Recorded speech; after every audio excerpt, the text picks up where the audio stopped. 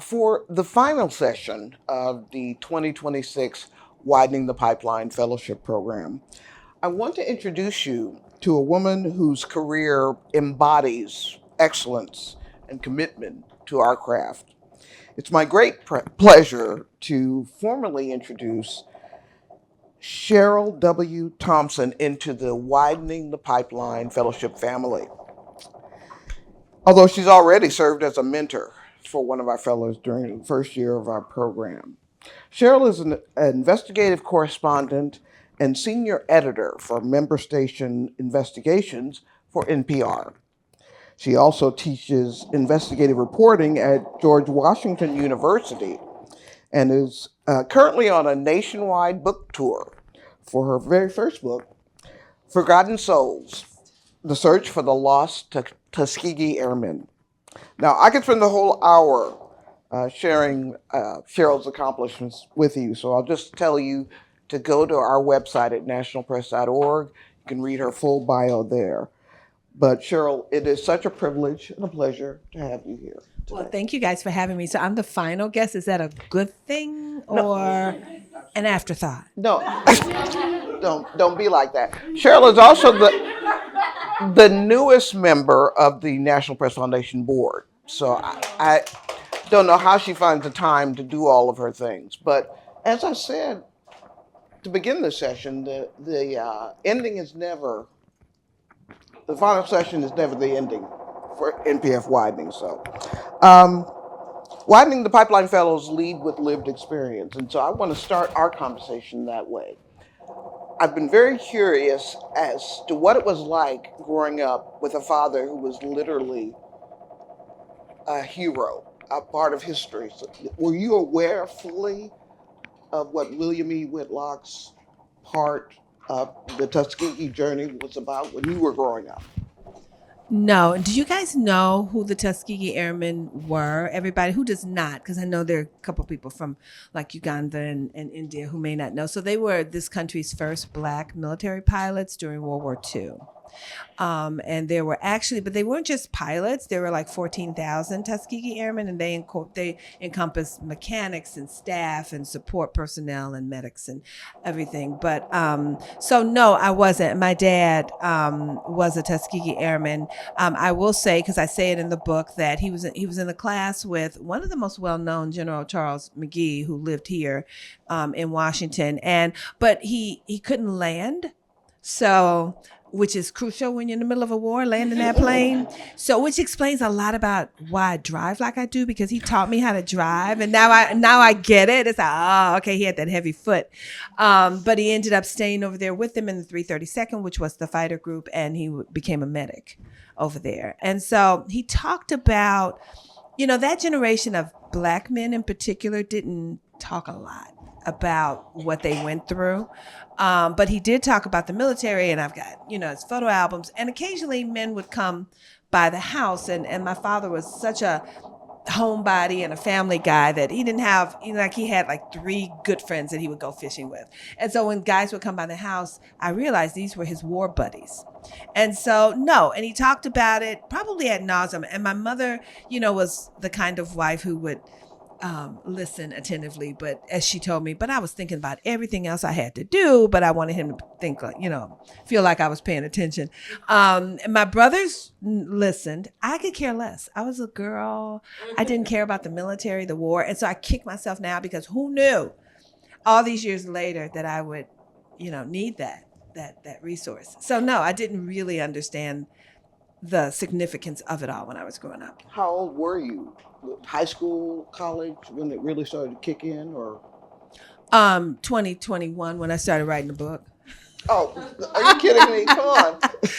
No. Before then, but because I would, as a young reporter, one of the jobs I worked in Los Angeles at the LA Daily News, which was a competitor to the LA Times. And I remember one Saturday having to go, they had an air show and the Tuskegee Airmen were there. And I was like really impressed by it. And I had told my dad, and he's like, oh, you should go. And I had to cover it. And it was very cool. So I knew, probably when I sort of like got it was probably in college. I can definitely relate. My father was in World War II as well, and never once spoke about his journey. Tell us about journalism, how you settled on journalism as a career.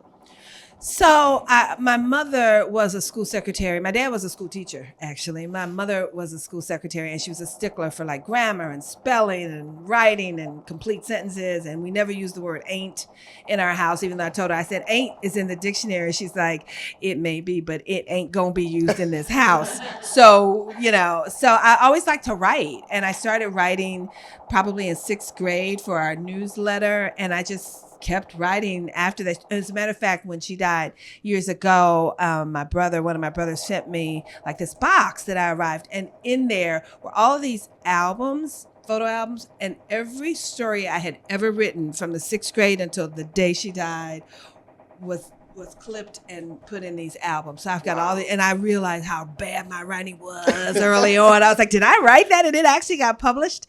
And so that's when I knew, I liked writing. I wanted to have something to do with writing. I wanted to go to law school, actually, except everybody was applying to law school when I was coming out of college. And so I took a semester off. I got a job at NBC in Chicago. I'm from Chicago.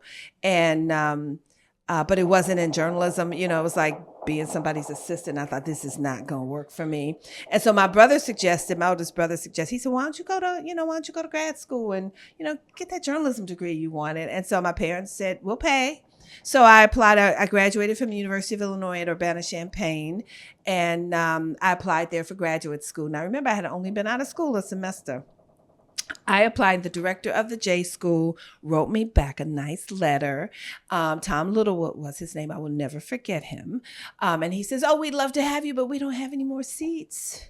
And so I wrote him back, and I said, well, that's okay. I'll bring my own chair. Oh. And they let me in. And that's how I got in. And I didn't like him from that point on. And he's dead now, so I'm still here.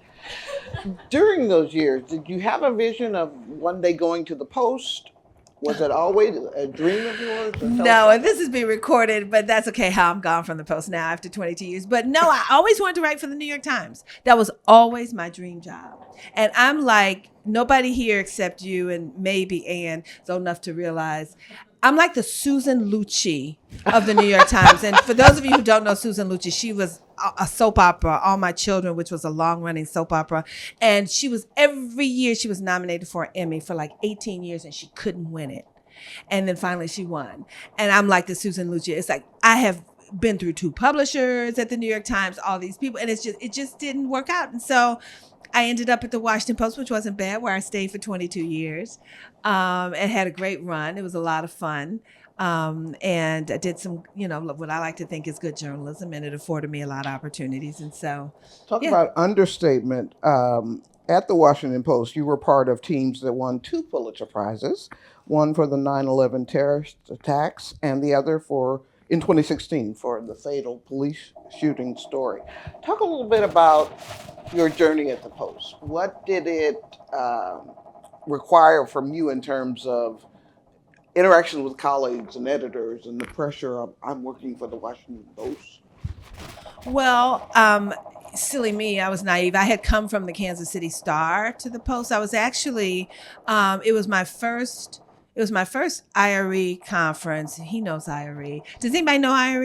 Yeah. Okay, so it was my first IRE conference, and I'm proud to say I went on to become the first Black president of IRE in 2018, and I was reelected twice. They were drinking the third time they reelected me president, but nobody served 3 terms, so that was pretty cool. But it was my first IRE conference. It was in Providence, Rhode Island, and I had done this investigation into a failed heart transplant program when I was at the Kansas City Star at the University of Kansas Medical Center, and the recruiter was in the audience. And Bill Elson, and he came up to me afterwards and said, would you send me your resume? And I'm like, yeah, okay. It wasn't the New York Times, I thought. And so I did. And eventually, they called me. I went and interviewed. And I remember walking into the interview, and there was, he might have been the first Black city editor. No, he wasn't. Phil was, Dixon, I think. But it was Keith Harrison. He had just been hired as a city editor. And I walked in, and he was sitting there, and he says, the job is yours if you want it. I'm like, what? Like, is this a trick? Like, who does this? And so ultimately, they created this beat for me that he had covering police, the politics of the police department. And so I ended up taking the job, not before I negotiated, because I figured, well, if they want me, then this is my chance to negotiate. And I got there and I covered DC police. And one thing you guys don't know about me is I'm extremely competitive. I don't like to get beat on any story. I don't like to get beat in anything. My husband and I play gin rummy, and I am like fierce with some cards, right? And if he beats me, I go, we're gonna play again. We're gonna play again. Best 2 out of 3. And so it was, but what I had to quickly learn in that newsroom that I hadn't had to learn before was collaboration and being a team player. Because the one thing I figured out quickly too was the Post was a place of really good talent and competitive people. Like, oh my God, no, let's just call it like it is, cutthroat. It was cutthroat. And I wasn't used to being cutthroat. I became cutthroat because that's the only way you survive. But, it was sort of like I just did my work. And I remember there were some reporters because the police beat, I had found stories. I broke news. My first story at the Washington Post ended up on the front page. And so, so I was like, that's all I needed. I was like, okay, this is going to be a good ride. And so what it did was those stories, it made people in the newsroom pay attention. And so then I had a couple of reporters who would go, one of them actually is at the New York Times now. And they were like, oh, this beat ain't so bad. Let's see if we can get a piece of it. And I'm like, I don't think so. Right. And so I was like, this, right? You're like, no, this is my beat. And I remember being called in by the Metro editor once. This was, 20, almost 30 years ago. And she said to me, she said, she says, we love the work you're doing. She said, but we got a little problem. You have the sharpest elbows in the newsroom. That's what she told me. But it wasn't a good thing, right? And, I thought, and she's like, you got to learn to be a team player. And so I learned to be a team player because, if the boss tells you got to learn to be a team, you better learn to be a team player.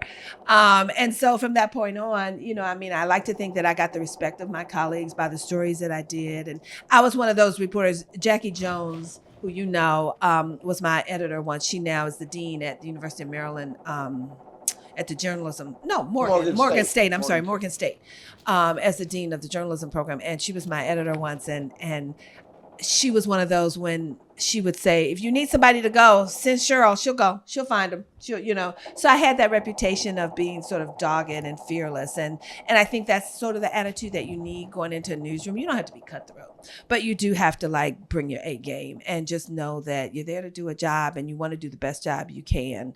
Did everybody succeed on talent? Nope. Other people succeeded in other ways. But, being a woman of color, I knew that I had to work harder. Well, let's talk a little bit more deeply about that aspect, because I mention it often during widening trainings about being our authentic selves in the newsroom and being able to lean into our identities. And the one thing I wanted to ask you was, as a Black woman in the Washington Post newsroom, sort of transpose that onto where these young people are now in an anti-DEI world. It sounds like your personal energy was you weren't afraid of anything, but what was it like? How did you cope with some of the external stuff about being a Black woman at this prestigious institution? Well, I worked it to my advantage, right? I was covering a police department. There were a lot of people of color in the police department, and I covered captains and above. And so that meant, we called them the white shirts then. And so, there were times, because I covered it for a few years, there were a couple of Black police chiefs that came and went. And there were a lot of high ranking Blacks and people of color. And so that worked to my advantage. But I also think that I like to think that people talk to me, my sources. I made sources because of the work that I did. Because don't think that people aren't going to check you out before they talk to you. They're going to check you out. And so if they see that you're, a good reporter, it doesn't matter what color you are, right? That's what I like to think. I'm not Pollyannish about it. But I also know that I remember once being in a room with a police chief, Charles Ramsey, who came from Chicago like I did. And actually, we had a lot in common. And I think that's one reason he liked me too, because we can talk about sourcing and finding commonality. But he said to me once, he says, Cheryl, he says, I hate that story that you did. I just hate that story that you did. He said, but I will say this. It was fair and it was comprehensive. And to me, that's the best compliment anybody could give me is you were fair, right? Because I don't really care whether the chief liked the story. I don't work for him. I do care whether the story was balanced and fair. And so you guys should remember that. Like, you're not there to please people like your bosses, but like out external forces. And not everybody's going to like you anyway. Doesn't have to do with skin color sometimes. Sometimes it does, sometimes it doesn't. Just sometimes people just don't like other people. There were people, and I know for a fact there was one female police chief who hated me. And I have no idea why. She was interim and she didn't get the job. But I don't know why she didn't like me. She didn't know me, right? She just chose not to like me. So you're going to run across that. But I also am not sure that anti-DEI movement is going to stick around forever. Really? I mean, not it's forever, come and gone. Yeah. Before. So the right? ebb and flow situation. Ebb and flow situation.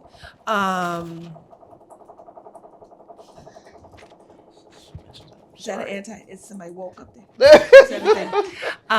So I took each situation as it came along, right? Every situation was different, and I tried to adapt. You can't say, "Oh, I'm going to behave this way," or "Oh, I'm going to do this," or it just depends on what the situation is. Did everybody talk to me all the time? No.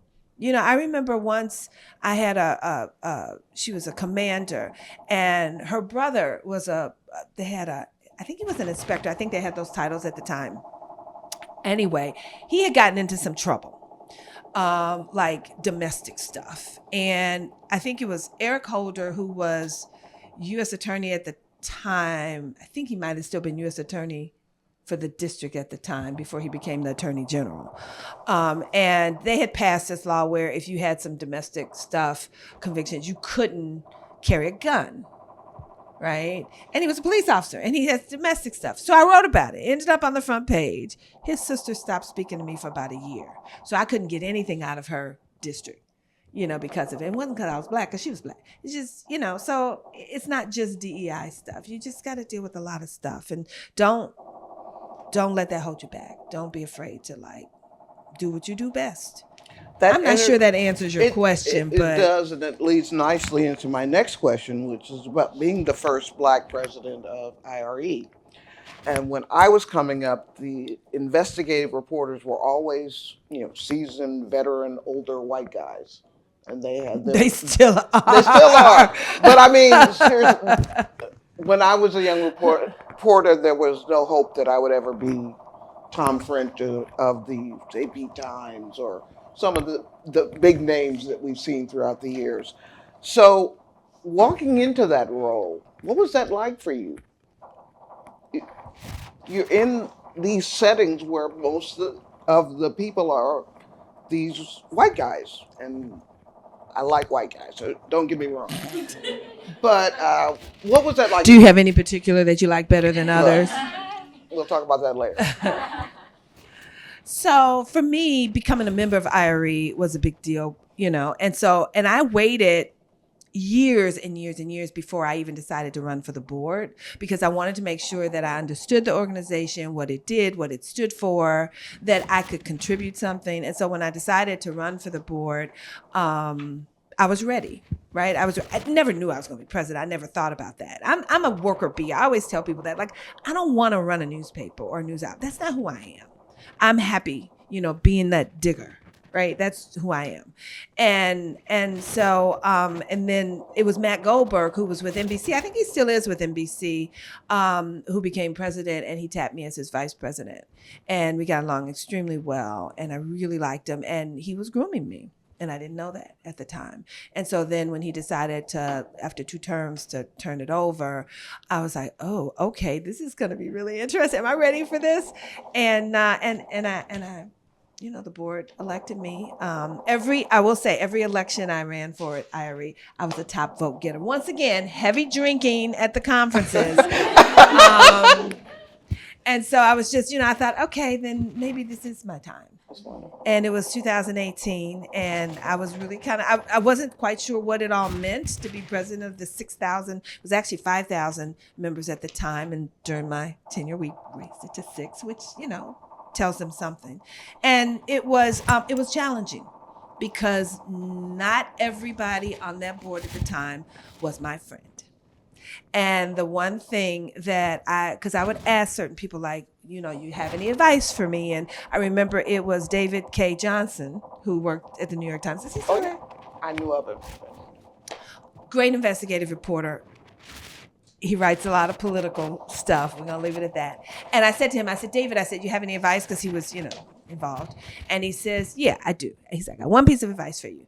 If you lead, they will follow. If you don't, you're going to have a mess on your hands. And so I always kept that in the back of my mind, because sometimes it would get a little out of control. And I'm like, no, you know what? I'm president of this board. This is how and it was true. But it was challenging. I will tell you that. It was frustrating. It was challenging because not everybody, but luckily those people sort of rotated off the board. And the one thing I was also, told to do is get your allies, line your allies up. You're going to need that. So, it was a great opportunity for me. I'm glad I was board president. I'm glad I served on the board for 6 years. It's a great organization. I'm still involved. I love IRE.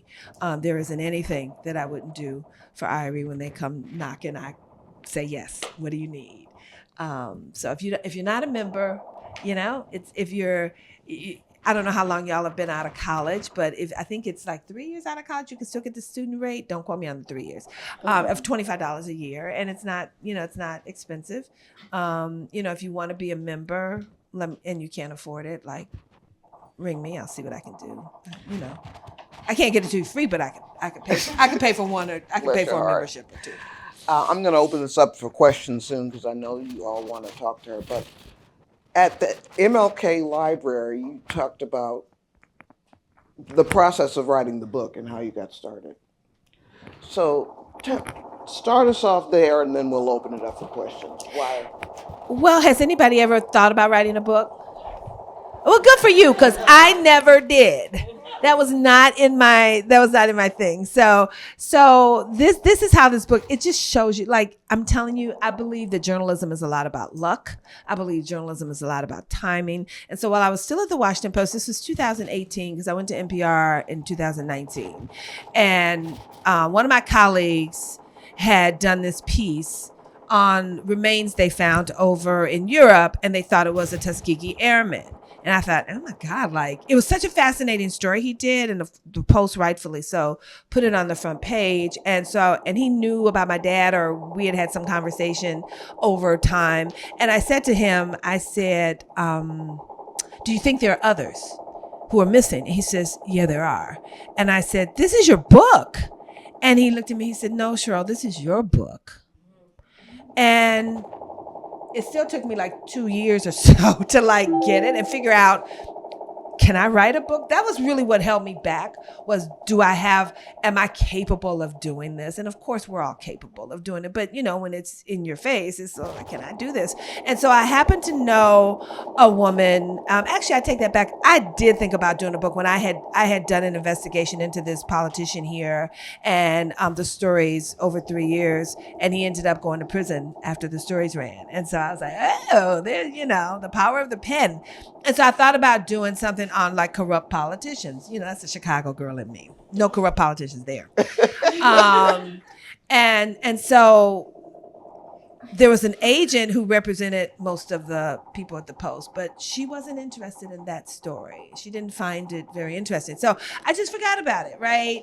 And so when Michael told me about the story, when he said this should be your book, I am at GW. There's a woman on our national council who happens to be a literary agent in New York. And so, but I had known her. Matter of fact, I had put her in touch with my brother who wrote poetry. And we had, I knew her. And so I went to her. I said, you think this might be a book? She's like, oh my God, this would be such a great book. And so she said, I'll take you on as a client.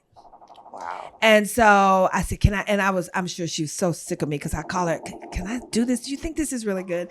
And she's like, yeah, it was. And so I did a proposal, which you have to do first, which is outlining basically just a few graphs of what you think each chapter is going to be. And then she shopped it around. And 3 publishers expressed interest in it. And I went with the highest bidder. Let's not get it twisted.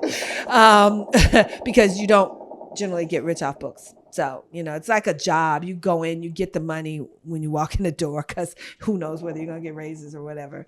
And so I remember the publisher said, well, we'll give you a year. And I'm like, no. I need a little more than a year because I got 2 jobs, And so I started researching it in 21, and the deadline was November 2024. I don't remember what the exact date was, but I turned the manuscript in the day before it was due. That's the journalist in me. I said, I'm going to make deadline. But the overwhelming part for me was the number of words, because they were like, well, we want between 65 and 75,000 words. And I'm like, what? Like, I could do 3. And they're like, no. And so that's what frightened me more. And remember Keith Harrison, the guy I told you hired me at the Post? Well, we're still the best of friends. And I would call him because he wrote a book a couple of years ago on policing with some other people. And I said, Keith, I can't do this. He said, this is what you do. You've written for the Washington Post magazine several times. Think of every chapter as a magazine piece.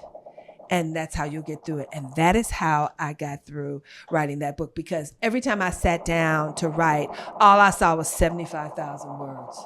And I thought, I can't, there's no way. It was just too much. But when I thought of it as a chapter, a magazine piece, I could pull it off. So that's how. So think of things like that. Don't think of like the bigger picture. Let's open it up. Where's the other microphone? I could play Oprah. Why don't you hand that one to her then? Yeah, leave that up. Okay. Start with you. Yeah, I was just curious about how Introduce yourself. I'm Nadia. I'm a reporter with Cal Matters. And I was hoping you could talk a little bit more about how when you started at the Post, how you said you yourself are competitive, but it was once you were really excelling at the police beat that you felt like you had to be more territorial about it. But eventually, like, your editor said you had to you had to learn how to be more collaborative. I guess I'm wondering if you could just talk more about how, like, do you think it was unfair that you were being told to be more collaborative when the environment you found yourself in lended to that kind of competitiveness? Yes and no, right? Sometimes you do feel picked on, but in fairness to the Metro editor, she's got a whole room full of people to keep happy. And so to say to me, I won't tell you what else she did on tape that really, irked me. But then she made up for it later, and it had to do with money. So I don't think it was totally unfair of her, because the people who were sort of trying to move into my territory were more senior reporters who had been there way longer. And so she was trying to appease them, but also the new kid on the block, because I'm trying to make a name for myself and do good journalism. So, part of it was fair. Part of it was, would she have said that to one of the people who was trying to inch in, onto my territory if somebody had come to her about that person? And the answer is no. That's the unfair part of it. Mainly because they weren't people of color.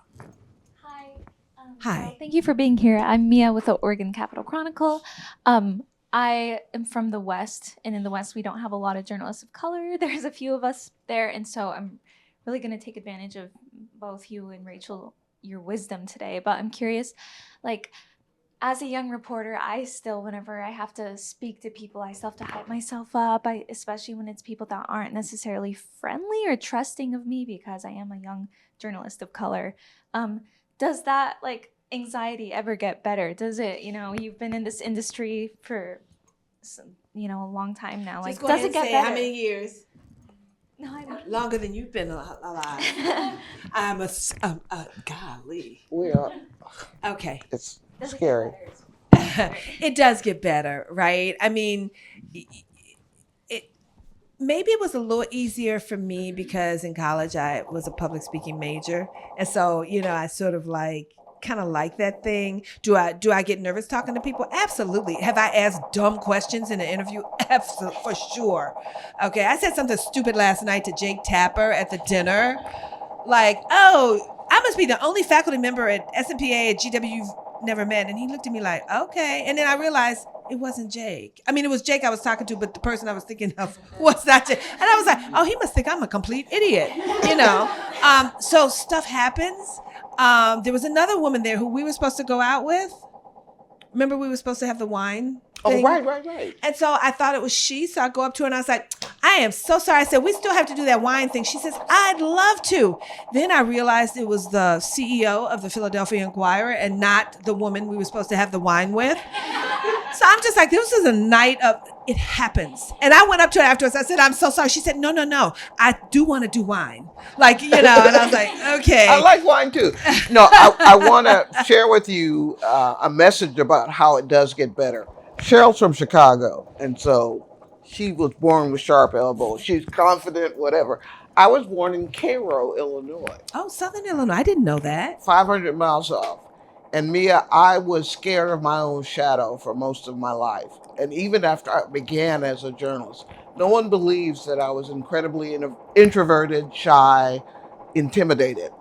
So 40 years later, I can tell you it gets better. And it gets better because you grow into yourself. You realize that most people aren't thinking about you. They're doing their thing. And so you're doing a lot of self-chastising, a lot of, am I good enough? When you're wasting time doing that. You have to just, Yeah, and I will say, I know you're going to find this hard to believe, but I was shy as a kid.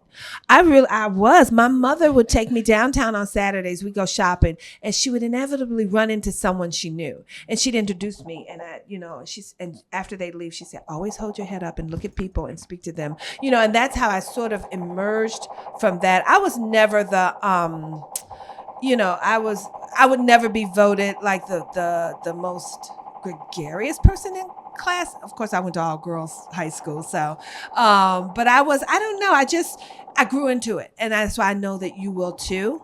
Because you really, you're gonna look back at this tape, a few years from now and go, they were so right. I am all that. I can take on anybody, right? And you know what? If you mess up, if you're a little shy, I think people find that endearing too, right? Because I don't ever want to walk in the room, and I tell my students this, don't ever walk in the room acting like you know everything, because nobody will tell you anything. You go in there with some humility and be sure of yourself and your questions and everything, but it's okay if you're a little tongue-tied. It really is okay, because you don't know that you never have to see these people, you don't have to go home with them, you don't have to live with them. It's a job, right? It's a career, but you may meet some of those people along the way later, but by then they'll know you and they go, oh, that's she's fabulous, she's all that. So you will pass the mic back. Well, he you have. I'm sorry, I didn't know you had it. Go ahead. This question is kind of for both of y'all. I would love to hear about your experience teaching, and what are some things from this current younger wave of journalists that you've learned that has inspired you all? Inspired us or make me Ozzie want to Burnside go, with the Boston Globe, I got to teach another semester. These kids.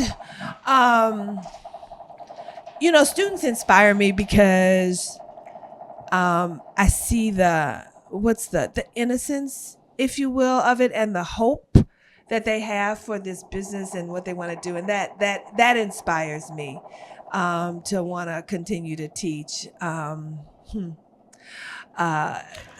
You go ahead, because I got, there are some students and I just go, I'm sorry, your parents let you out of the house. Why? What I tell people is, to a certain extent, I was prepared for the crazy world because I grew up in a small little town during the Civil Rights era. I was born in 1961. My eldest brother was one of the first black students at the local high school.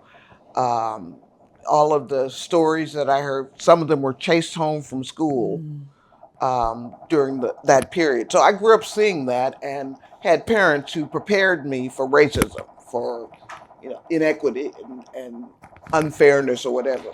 So my worry about you all is, are you really ready for the madness that's being unleashed right now in terms of the ugliness or whatever? So what inspires me about young people in the business today is your energy, your commitment, your ability to push through during this moment in time. But that's I want to say it's fearlessness, but a lot of it is naivete. Well, that's what I mean. I worry that you weren't didn't get that protective support, but um, I don't know. I think about that a lot, and which is part of why I do what I do. But I'm just now on two continents. I'm so impressed by young people who make that commitment, who are passionate about sharing information about the communities, who jump in feet first. It really is inspiring to me. And that's why I know you're going to be just fine, because the commitment is there. You just want to know how to get past your tiny bit of fear that you have. And that's easy. You've done the hard part, right? The fact that you all choose journalism in this day and age is, because people say, oh, journalism is dead. No, journalism will never die. Just the formatting, right? But it will never die. Don't ever let anybody tell you that. There will always be a need for accountability. There will always be a need for storytelling. And you guys are the future. And I look to you guys going, oh my God, I was just like them at that age, very, wide-eyed and hopeful. And that's the way you should be. That's the way, because then you're open to learning and you're open to different experiences. And I don't know how many of y'all have moved around. I see y'all moved around jobs. I moved every 2 to 3 years. I did, because that's what I was told back then. It's like, you want to move up, and every paper was bigger than the last one, and then, jumping from a life of newspapers to radio was just like, that was a challenge. Right? Because it was a totally different medium, but it was during a time when you needed to become a multimedia journalist. And so learning radio has been a very cool thing for me, because my master's was in broadcast journalism, not print. Oh, and I know, but I couldn't edit to save my life. They had editing bays back then. I screwed up it was like a bad I Love Lucy episode. Everything I did. But now editing's, it's a lot, it's a lot easier. Who's next? Where's the mic? Okay, Mary. Thanks so much. Marion, I am a local news reporter in Englewood. You talked about not knowing how to write, and then here you are, you've written a book. I'm just curious, like, what are the writing tips, like quick ones you could maybe share? Because yes, I write, we publish, but there's always that writer's block, or sometimes you have a story, but you really want to say it a certain way. So if you could just share a couple of tips. And then what makes the best investigative reporter? The best investigative reporter first asks one question at a time, because what you did was 2 questions. I'm going to pick the easiest one, and I picked the second one, right? Just a little tip. But I think with writing, the more you do it, the better you get. Right? When I would go on job interviews, and Rachel, this was probably true for you. I don't want to speak for you, but the question always arose, are you a better reporter or a better writer? And so I was like, is this a trick question? And my response was, I'm a better reporter, right? Well, now after the book, maybe I'm a better writer. I don't know. But writing that book helped me become a better writer too, because it was 75,000 words, and don't think I didn't count each and every one of them. But I don't think people can teach you inner drive, that reporting instinct. You either kind of have it, but you can people can teach you how to write. And I do believe the more you write, the better you become. And reading other people's work will help you too. Right. There are people whose works I read. There's some people, like there were some people at the Post, a couple people, I could read the story without the byline and I knew who wrote it. I knew immediately who wrote that. And that's a sign of a good writer. And so I just think if you just practice writing and read other people's works and ask people to read your stuff, not somebody who knows what good writing is. You know, I would always say a couple editors at the Post, and I still go to them. Lynn Downey, who was executive editor of the Post for all those years and won 25 Pulitzers during his time there. He started as an intern and rose his way to, rose to the top, was helped me with my book, right? Because I thought, well, who better than the guy who, who does investigative, who ran, the country's, one of the top newspapers. And so surround yourself with people like that as well, too. And play off of them and ask them for their help and their advice and their wisdom. And you always have to have a mentor somewhere, which is why this program is so good. You need a mentor. You need somebody. Y'all know Yamich Alcindor? So Yamich is one of my mentees from the Post, right? And she has a few of us. But even now she calls with stuff, and she's at NBC now, and she covers Trump. She's, been doing this a long time, but she still needs somebody to bounce stuff off of sometimes. So everybody needs that. So see if you can I always found somebody in a newsroom to be my mentor. And I would ask them, would you be my mentor? First of all, they're flattered by it, right? But also make sure it's somebody who's well respected. You don't want like the troublemaker in the newsroom being your mentor. You want somebody who's well respected and somebody who's good at what they do.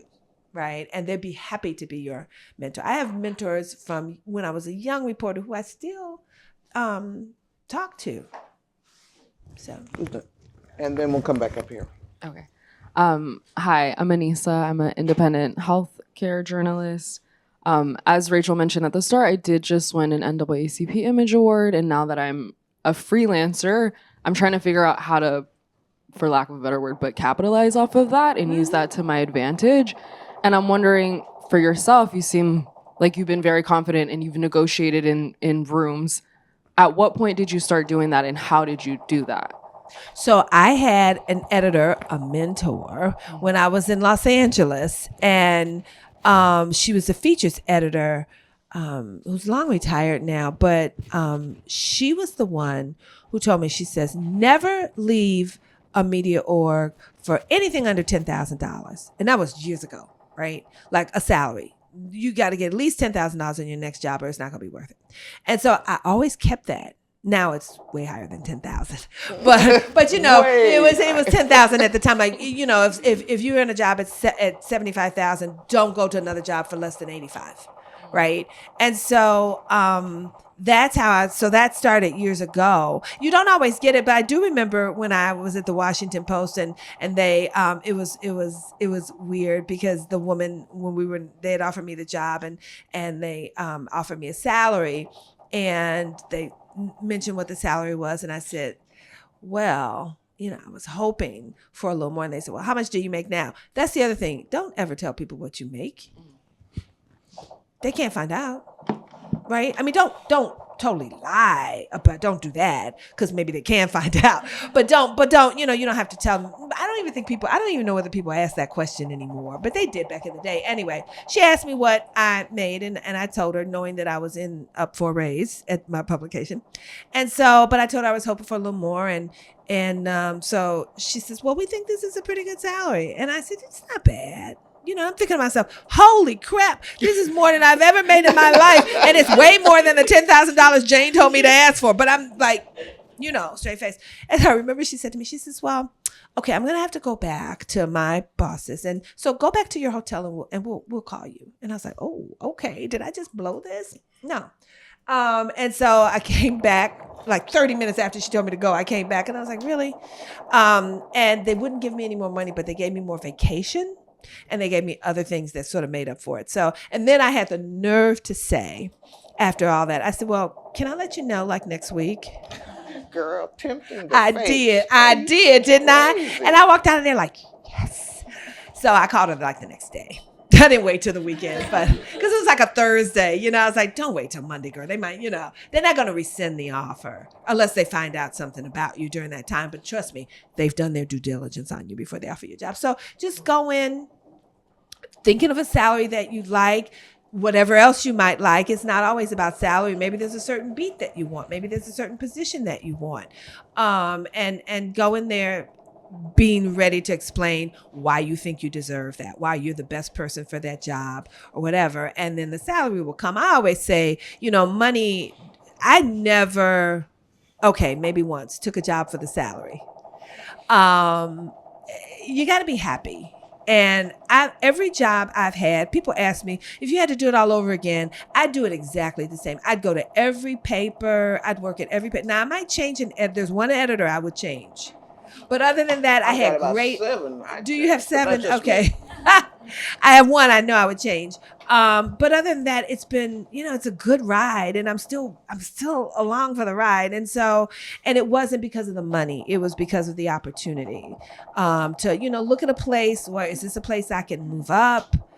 Is this a place I can move around? Are there people here who really want to see me succeed, or are they just trying to trying to get a warm body, which is, nowadays, it's different. But those are things I would consider, not just salary, because the money will come, because you can have side hustles. Lord knows I got side hustles, right? I got teaching, I got a couple other, I got a side hustle. The book, that's not a hustle, that's a full-time job right now. But you know what I mean? Does that help? Yeah, good. Let's go to Kaylin, and then we'll come back to popcorn here. Oh, well, okay. Oh, I love when y'all are fighting over us. I know, right? Chivalry is not there. It is not. No, I remember him from IRE. I do remember him from IRE last year. Thanks so much, Caitlin. I would love to know, looking back, continue looking at your current ongoing, long and successful track record as an investigative reporter. What is a mindset or a skill that you attribute as the keys to that success? Persistence. You cannot give up. I'm telling you, I can't tell you how many times I've been on a project and I just go, oh, I can't do this anymore. There's not a story here. And my husband likes to tell this story of, I'll start a project, I'll pitch something, and I go, this is going to be so good.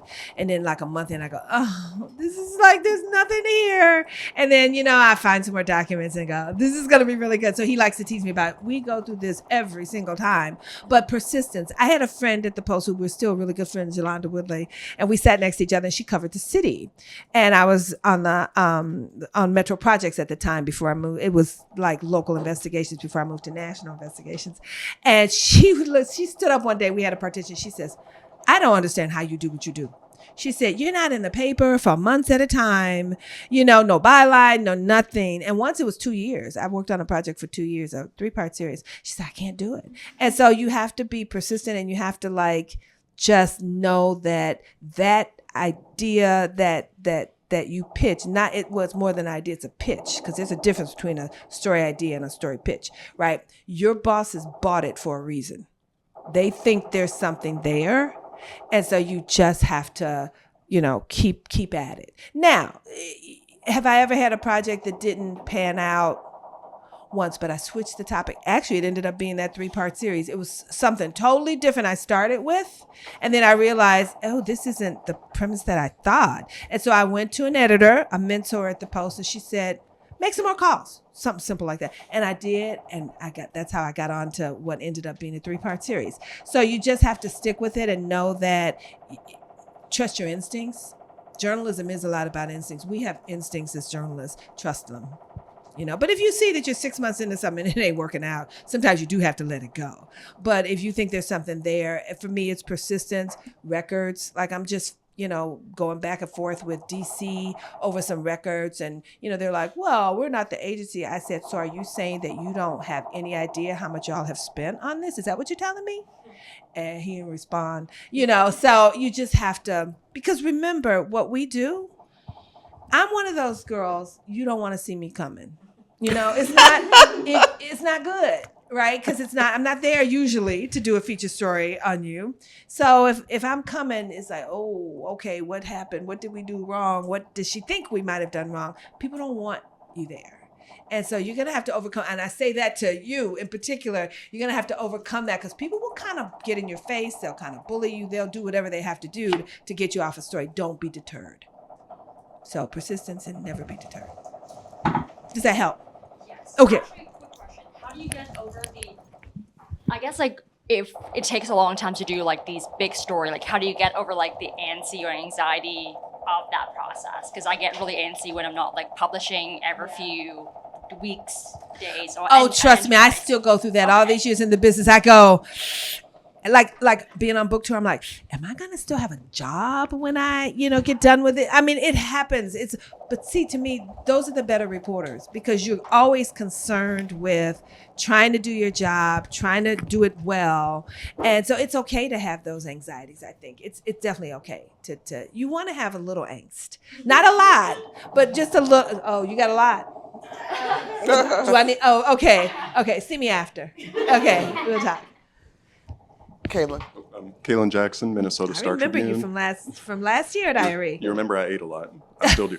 I do have That's a right. question. I still gotta pay that tab.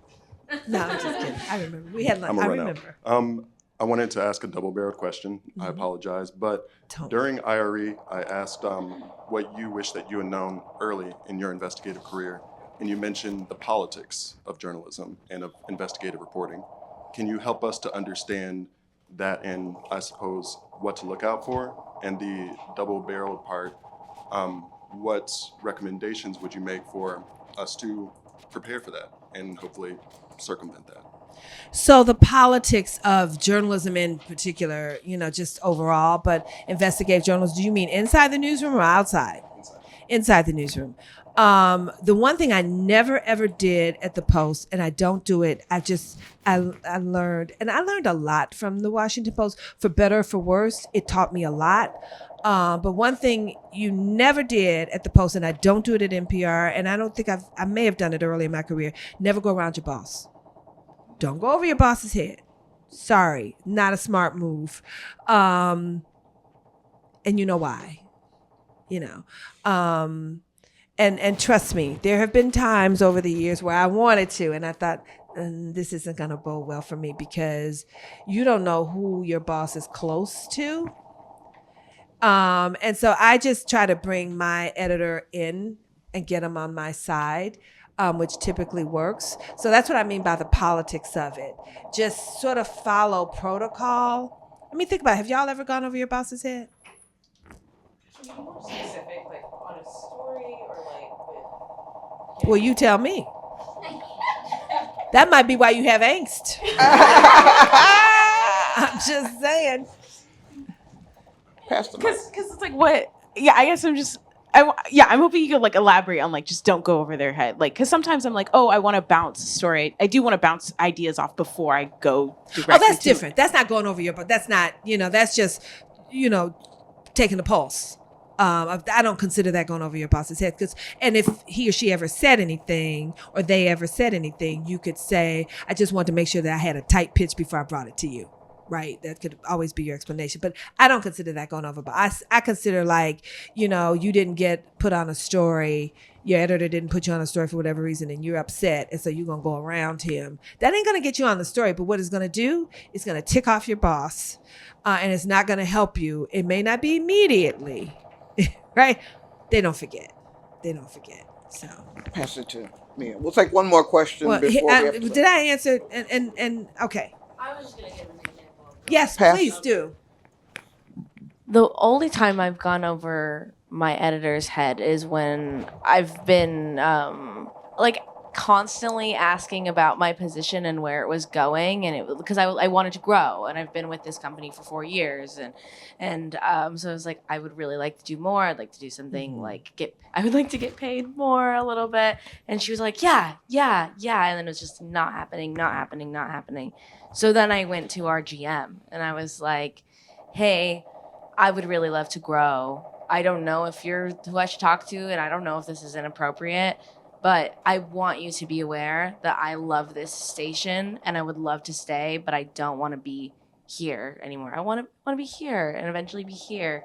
And that ended up working out for me, but I could see how it could have not worked out for me. Is that editor gone? No, she's still there. Yeah. I think the way you approached it was fine because you didn't go to him and say, well, I went to my editor about this and like she just didn't like give me the time of day. That's what I mean by going around your boss. Like kind of blaming your boss or saying, well, they're not paying attention. They're complaining about your boss. You don't want to do that, right? Because Lord knows I have had a boss or two where I had so many complaints. I could just whine from sun up to sundown. And I thought, that's not going to get me. But I had to learn that that's not the way to do it.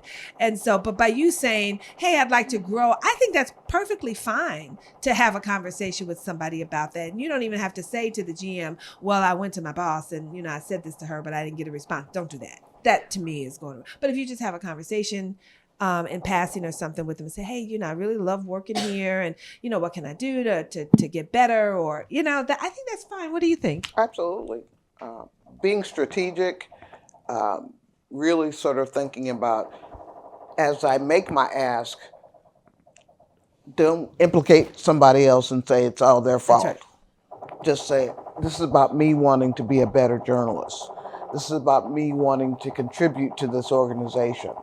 I think if you play it that way, and you did a great job of playing it that way. Yep. As all right, we'll take one more, and that's it. I promise. I'm fine. It's up to you. Yeah. Well, with this crazy noise. Oh, I'm used to it now. I tune Okay. it out. Don't even hear it anymore. Don't even hear it anymore. Right. I'm Paris again with the USA Today Network. Thank you again for your time. And hopefully it's a short question. But I was curious about your thoughts on, the relationship between an editor and a reporter. I think I'm pretty open with my editor, and I think, like to ask them questions. But sometimes I'm worried that I'm asking so many questions or so many, what is your thoughts? How should I take this? That I would never want to demonstrate the wrong message, which is maybe this is a reporter who can't do this job.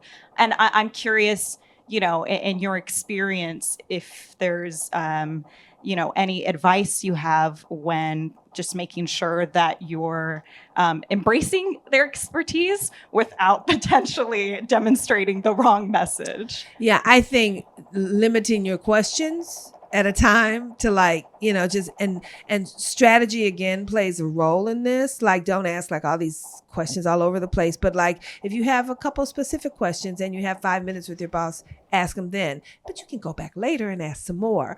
I had an editor, Jeff Lean at the Post, who is, I've always adored him, and I worked with him, I think for 11 or 12 years on the I-Team, or however long it was. And I learned early on, I would go to him because he's such a good, you talk about being a better writer or reporter, he's like the reporter from, he's amazing. And I would go to him and I would ask certain things about my story. And then he said something in a really nice way, and I'm paraphrasing, come back to me when you got a story, a complete story. Don't come to me with a partial story. He was nice about it. So I learned, okay, do your story, draft, then come to him, and then you can walk through it with him. So you have to figure out the person, too, with whom you're dealing, and then figure out what's the best way. And you can also ask them, I know I have a lot of questions. Are you good with this? Because I just want to make sure that I do the best job I can on this story, right? When you focus it on the journalism, I don't think there are too many questions you can. I think people will appreciate. They won't say, oh, my God, this woman can't do this job. It's no, she just wants to do her job well. That's me. Cheryl, please send these young people home with some insight about being in this moment of media reinvention and,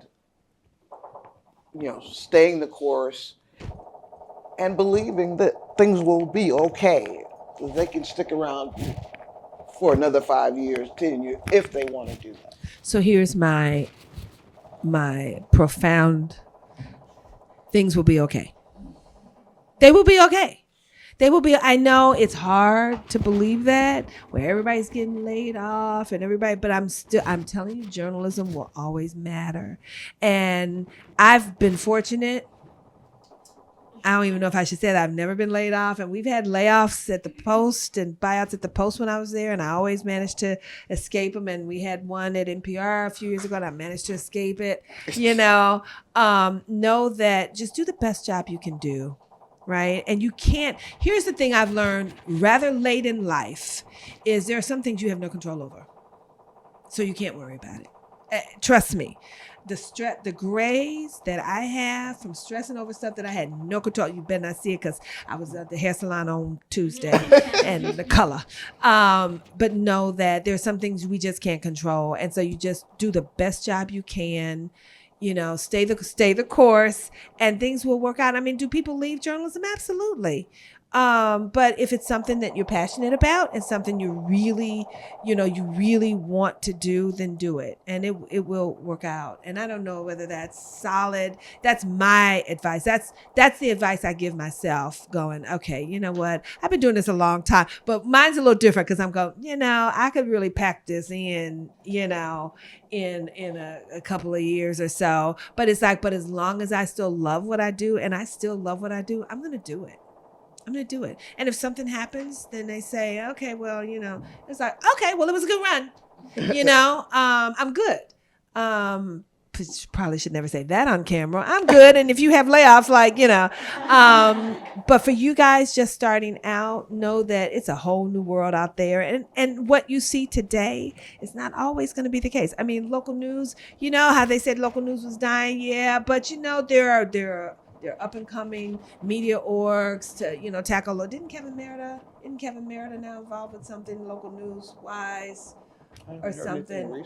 Oh, that's right, in LA. Yes, in LA. So I don't know what the name of it. But so, it's a formatting thing it's gonna change. But all these nonprofits, they didn't exist when I started, right? But look at them. There's a gazillion of them.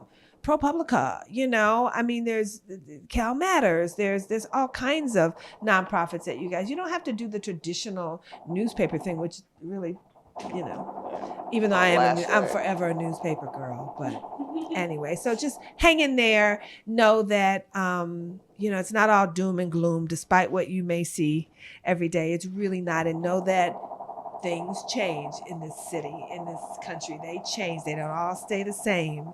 And so I think things will get better.